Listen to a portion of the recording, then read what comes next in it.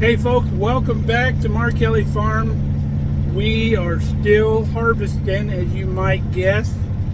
I would say we're about half done with the total harvest, soybeans and corn included. So we're all into a different place today, and the weather's good, so if you want to stick around and ride along, we'd love to have you.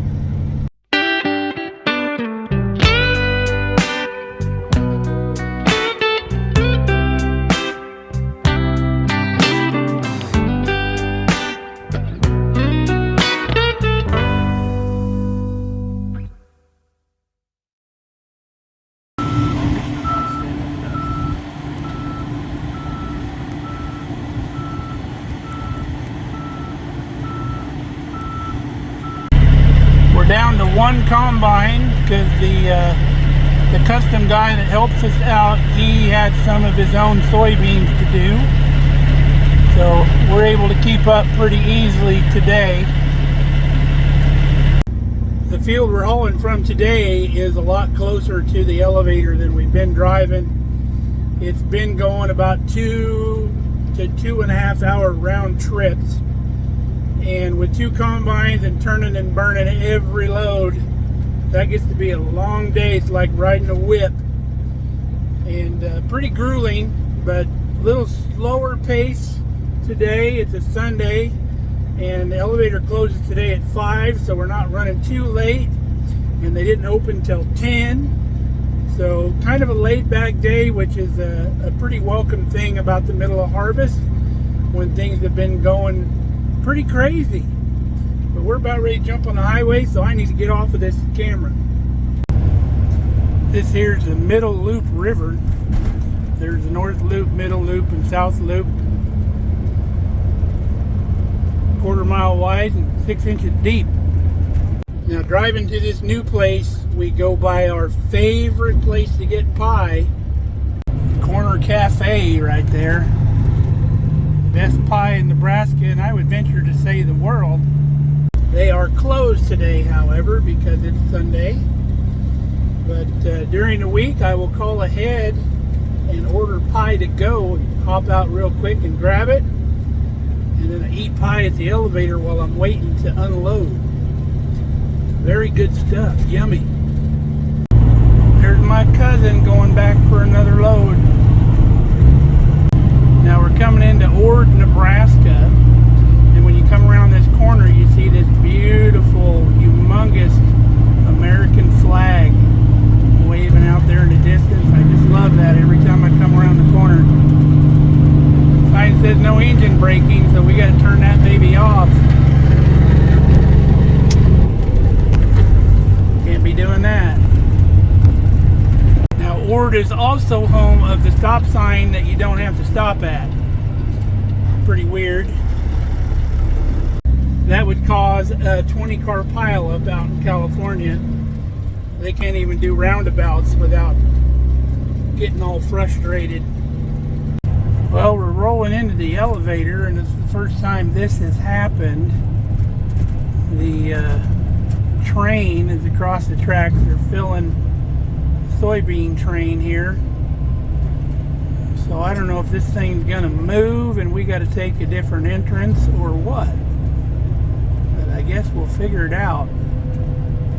Well, looking at the map on Google, it appears that there is a workaround. We got to go back one road and kind of work our way around the north side, and we can still get in. And I have seen a couple of trucks coming out of there, so we'll figure it out. Apparently this guy knows the drill, so we're going to follow him. Now, there's the way we normally come in, and then you head down this nice concrete superhighway here. But we had to go around through a little gravel drive. We still got in. Now this is the Cargill elevator. And right now they're taking soybeans and they're filling this train full of soybeans. So the drill is kind of the same, but this facility is all automatic, which is a little different. But we still got to stop here and unroll our our tarp before we get sampled, and my remote's not working, so we got to hop out, hit the button on the trailer. Just got to hit this button right there.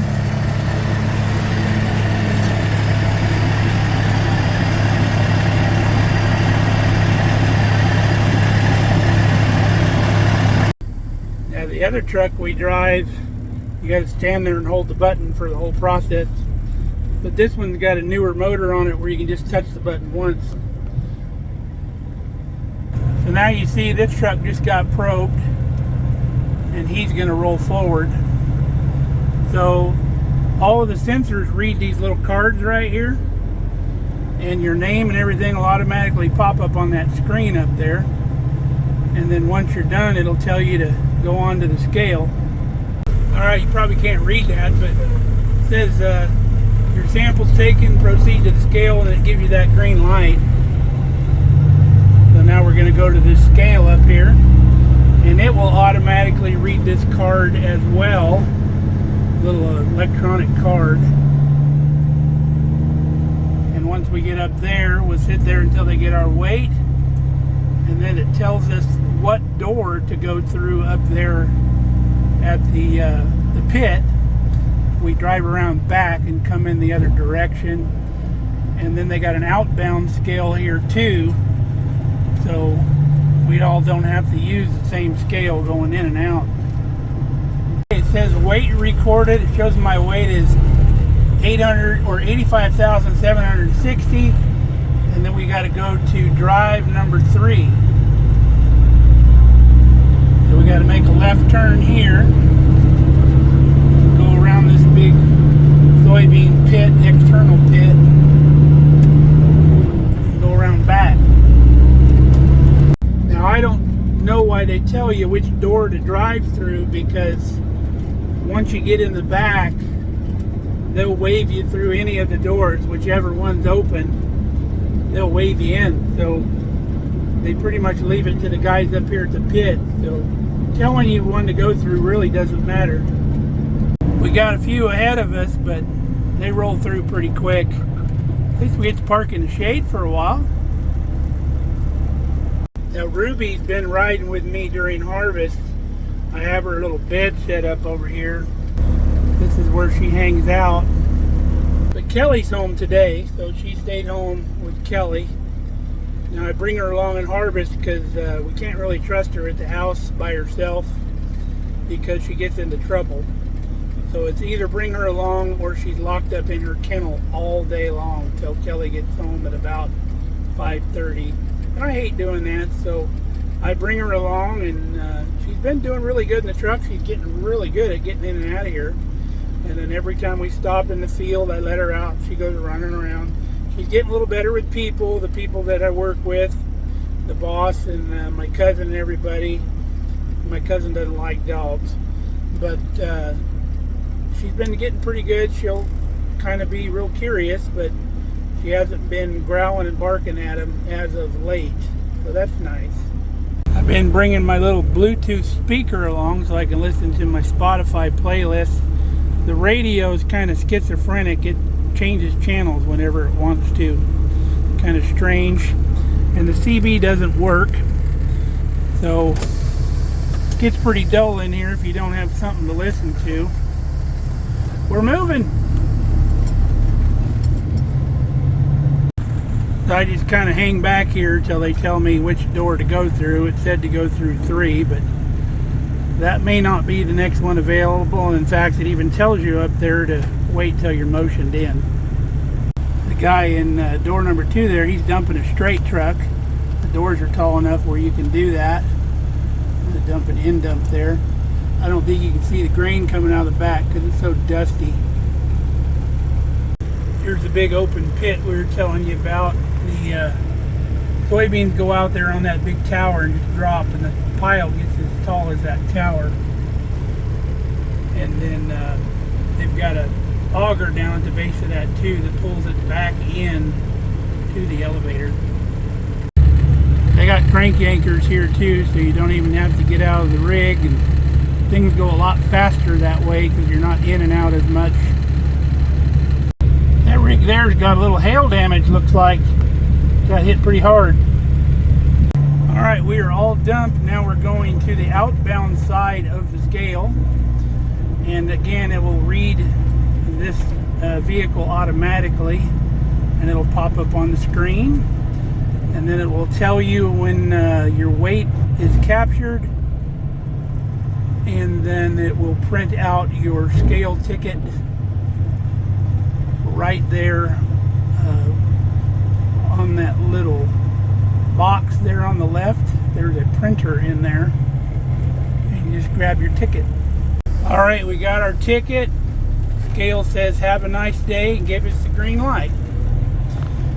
So back to the field we go. You see our net weight there, 59,620. That's what we had in the truck minus the weight of the truck.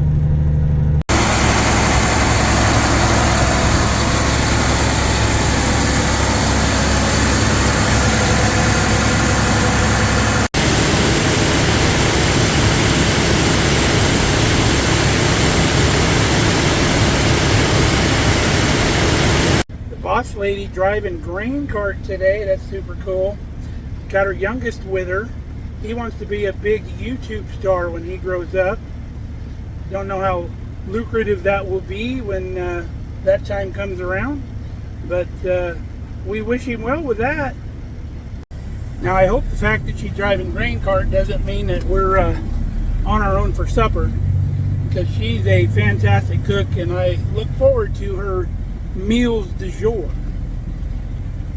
Well, I just passed my cousin back on the road just a little ways back, so I know the grain cart is nowhere near being full, because with one combine it takes quite a while.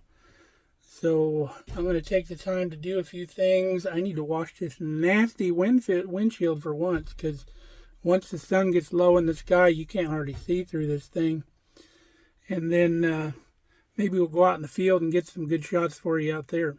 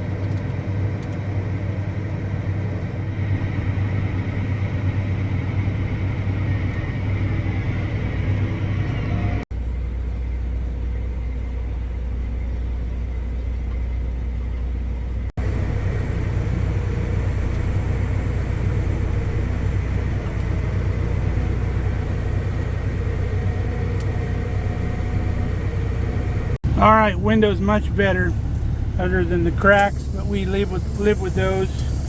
And it's getting late in the day, so I think this is going to be our last load to town. Go Big Red! Well, we got back to the field, and the boss lady was relieved, so that's good news. Maybe she is bringing some supper out tonight. The crisis has been averted, apparently. So this is dinner tonight. It's baked orzo pasta with a bechamel sauce on top. That's pretty fancy for field food, huh? Is Natalia. I was giving Becky all the credit for supper tonight, but Natalia actually made supper. She's Clay's wife. She's the one that got us all those Roma tomatoes, if you remember. Fantastic. So thank you very much. It was wonderful.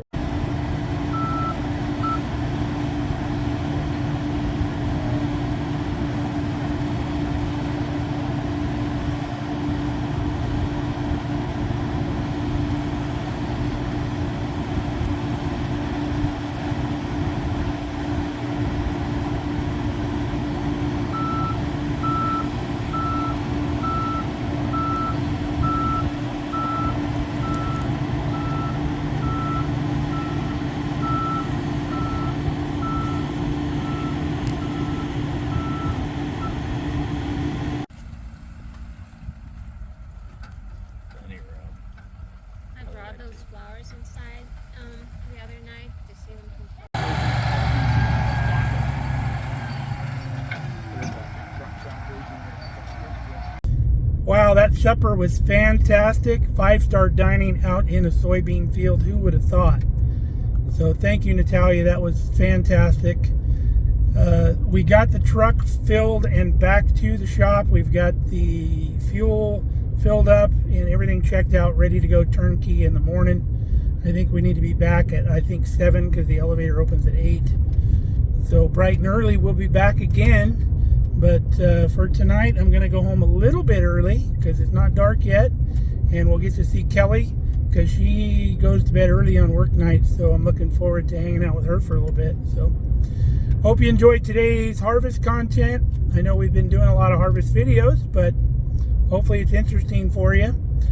Leave us a note in the comments. Tell me what you think.